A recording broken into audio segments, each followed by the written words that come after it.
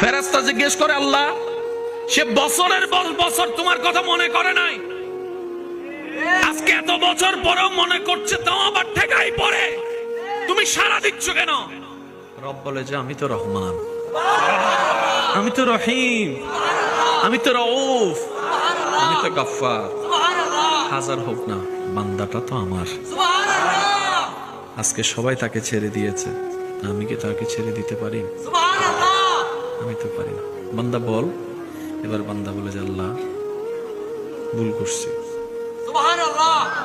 বুঝতে পারি নাই, কিন্তু এখন বুঝতে পারছি ভুল করছি, অনেক ভুল করছি। আল্লাহ আমি দুনিয়ার মধ্যে এমন ভাবে মত্ত ছিলাম যে এটা যে ভুলটা ভুল বুঝার জন্য আমার সেই বুঝটাও হয়নি, কিন্তু এখন বুঝতে পারতেছি আল্লাহ মারাত্মক ভুল করছি। আসলে করার জন্য দরকার ছিল তোমার জন্য করা, করেছি অন্যের জন্য, আজকে লাথি খাচ্ছি।